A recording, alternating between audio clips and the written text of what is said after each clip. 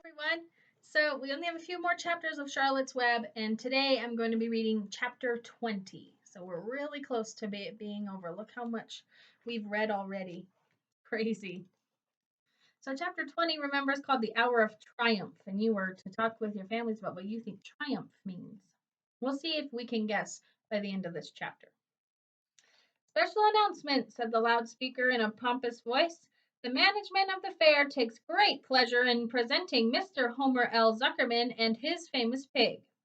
The truck bearing this extraordinary animal is now approaching the infield. Kindly stand back and give the truck room to proceed.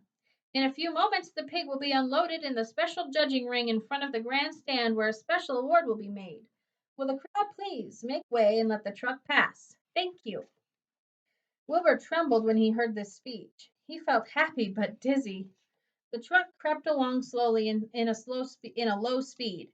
Crowds of people surrounded it, and Mr. Arable had to drive very carefully in order to not run over anybody. At last he managed to reach the judge's stand. Avery jumped out and lowered the tailgate. I'm scared to death, whispered Mrs. Zuckerman. Hundreds of people are looking at us. Cheer up, replied Mrs. Arable. This is fun. Unload your pig, please, said the loudspeaker. All together now, boys, said Mr. Zuckerman. Several men stepped forward from the crowd to help lift the crate. Avery was the busiest helper of all. Tuck your shirt in, Avery, cried Mrs. Zuckerman, and tighten your belts. Your pants are coming down. Can't you see I'm busy? Replied Avery in disgust. Look, cried Fern, pointing. There's Henry. Don't shout, Fern, said her mother, and don't point.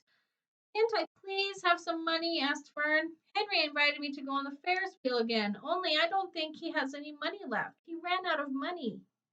Mrs. Arable opened her handbag. Here, she said, here's 40 cents. Now don't get lost, and be back at our regular meeting place by the pig pen very soon. Fern raced off, ducking and dodging through the crowd in search of Henry. The Zuckerman pig is now being taken from his crate, boomed the voice of the loudspeaker. Stand by for an announcement. Templeton crouched under the straw at the bottom of the crate. What a lot of nonsense, muttered the rat. What a lot of fuss about nothing. Over in the pig pen, silent and alone, Charlotte rested. Her two front legs embraced the egg sack. Charlotte could hear everything that was said on the loudspeaker. The words gave her courage. This was her hour of triumph. As Wilbur came out of the crate, the crowd clapped and cheered. Mr. Zuckerman took off his cap and bowed. Lurvy pulled his big handkerchief from his pocket and wiped the sweat from the back of his neck. Avery knelt in the dirt by Wilbur's side, busily stroking him and showing off. Mrs. Zuckerman and Mrs. Arable stood in the running board of the truck. Ladies and gentlemen, said the loudspeaker, we now present Mr. Homer L. Zuckerman's distinguished pig. The fame of this unique animal has spread to the far corners of the earth, attracting many valuable tourists to our great state. Many of you will recall that never to be forgotten day last summer when the writing appeared mysteriously on the spider's web in Mr. Zuckerman's barn, calling the attention of all and sundry calling the attention of all and sundry to the fact that this pig was completely out of the ordinary. This miracle has never been fully explained, although learned men have visited the Zuckerman's pig pen to study and observe the phenomenon. In the last analysis, we simply know that we are dealing with a supernatural force here, and we should all feel proud and grateful. In the words of the spider's web, ladies and gentlemen, this is some pig. Wilbur blushed. He stood perfectly still and tried to look his best. This magnificent animal, continued the loudspeaker, is truly terrific. Look at him, ladies and gentlemen. Note the smoothness and whiteness of coat. Observe the spotless skin and healthy pink glow of ears and snout.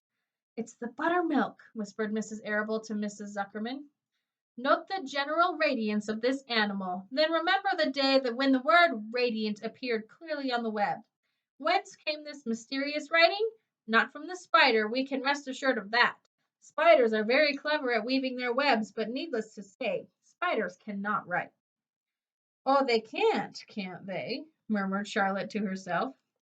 Ladies and gentlemen, continued the loudspeaker, I must not take any more of your valuable time. On behalf of the governors of the fair, I have the honor of awarding a special prize of $25 to Mr. Zuckerman, together with a handsome bronze medal suitably engraved in token of our appreciation of the part played by this pig. this radiant, this terrific, this humble pig in attracting so many visitors to our great county fair. Wilbur had been feeling dizzier and dizzier through this long complimentary speech. When he heard the crowd begin to cheer and clap again, he suddenly fainted away. His legs collapsed, his mind went blank, he fell to the ground unconscious. What's wrong? Asked the loudspeaker. What's going on, Zuckerman? What's the trouble with your pig? Avery was kneeling by Wilbur's head, stroking him. Mr. Zuckerman was dancing about, fanning him with his cap. He's all right, cried Mr. Zuckerman. He gets these spells. He's modest and can't stand praise. Well, we can't give a prize to a dead pig, said the loudspeaker. It's never been done. He isn't dead, hollered Zuckerman. He's fainted. He gets embarrassed easily. Run some water, Lurvy. Lurvy sprang from the judge's ring and disappeared. Templeton poked his head from the straw. He noticed that the end of Wilbur's tail was within reach. Templeton grinned. I'll tend to this. He chuckled. He took Wilbur's tail in his mouth and bit it, just as hard as he could bite. The pain revived Wilbur. In a flash, he was back on his feet. Ouch! He screamed. Hooray! Yelled the crowd. He's up! The pig's up! Good work, Zuckerman. That's some pig. Everyone was delighted. Mr. Zuckerman was the most pleased of all. He sighed with relief. Nobody had seen Templeton. The rat had done his work well. Here's a picture before I move on. And now one of the judges climbed into the ring with the prizes. He handed Mr. Zuckerman two $10 bills and a $5 bill. Then he tied the medal around Wilbur's neck, and he shook hands with Mr. Zuckerman while Wilbur blushed. Avery put out his hand, and the judge shook hands with him too. The crowd cheered. A photographer took Wilbur's picture. A great feeling of happiness swept over the Zuckermans and the Arables. This was the greatest moment in Mr. Zuckerman's life.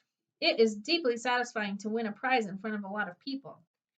As Wilbur was being shown back into the crate, Lurvy came charging through the crowd carrying a pail of water. His eyes had a wild look. Without hesitating a second, he dashed the water at Wilbur. In his excitement, he missed his aim, and the water splashed all over Mr. Zuckerman and Avery. They all got soaking wet. For goodness sake, bellowed Mr. Zuckerman, who was really drenched? What ails you, Lurvy? Can't you see the pig was all right? You asked for water, said Lurvy meekly. I didn't ask for a shower bath, said Mr. Zuckerman. The crowd roared with laughter. Finally, Mr. Zuckerman had to laugh too, and of course, Avery was tickled to find himself so wet.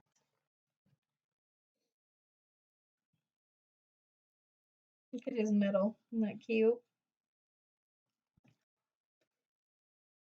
He went immediately to act like a clown. He pretended he was taking a shower bath. He made faces and danced around and rubbed imaginary soap under his armpits. Then he dried himself with an imaginary towel. Avery, stop it, cried his mother. Stop showing off. But the crowd loved it. Avery heard nothing but the applause. He liked being a clown in a ring, with everybody watching in front of a grandstand. When he disappeared, there was still a little water left in the bottom of the pail. He raised the pail high in the air and dumped the water on himself and made faces. The children in the grandstand screamed with appreciation. At last, things calmed down. Wilbur's was loaded into the truck. Avery was led from the ring by his mother and placed on the seat of the truck to dry off. The truck, driven by Mr. Arable, crawled slowly back to the pig pen. Avery's wet trousers made a big wet spot on the seat. So, it's the end of this chapter. There are 22 chapters in this book. So, if we just read chapter 20, how many chapters are left? I don't know. You'll have to see if you can figure that out if we just read chapter 20. I'll see you guys in the next one. Bye-bye.